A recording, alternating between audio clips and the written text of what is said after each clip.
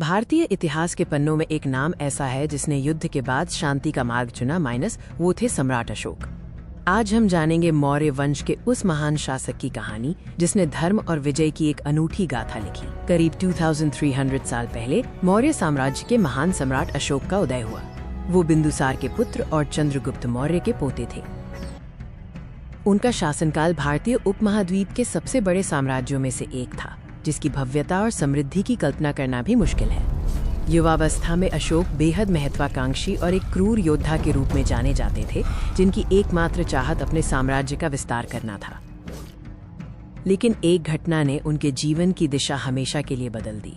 ये घटना थी कलिंग का विनाशकारी युद्ध। कलिंग युद्ध अशोक के शासनकाल का सबसे भयानक अध्याय था। इस युद्ध में लाखों लोग मारे गए और चारों ओर केवल विनाश और रक्तपात था। युद्ध के मैदान में लाशों का ढेर देखकर अशोक का हृदय परिवर्तन हुआ। उन्हें अपनी विजय की कीमत मानव जीवन के नुकसान के रूप में बहुत भारी लगी। इस पश्चाताप ने उन्हें शांति की तलाश में बौद्ध धर्म की ओर मोड़ दिया।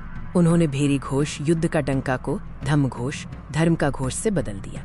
सम्राट अशोक ने अपनी सारी ऊर्जा अब धर्म के प्रसार और जन कल्याणकारी कार्यों में लगा दी। उन्होंने धम्म यानी नैतिकता और सामाजिक सद्भाव के सिद्धांतों को अपने शासन का आधार बनाया, जिसमें अहिंसा और सहिष्णुता पर जोर दिया गया था। अशोक के संदेश आज भी उनके स्तंभों और शिलालेखों के माध्यम से जीवित हैं, जो पूरे उपमहाद्वीप में फैले हुए हैं। अशोक ने केवल धर्म का प्रचार नहीं किया, बल्कि मनुष्यों और जानवरों के लिए अस्पताल, सड़कें और यात्रियों के लिए विश्राम गृह बनवाए। अशोक का प्रभाव सिर्फ भारत तक सीमित नहीं रहा, बल्कि विश्वव्यापी था। उन्होंने बौद्ध धर्म के प्रचार के लिए मिशनरियों को श्रीलंका, मध्य एशिया और अन्य दूर दराज के देशों में भेजा।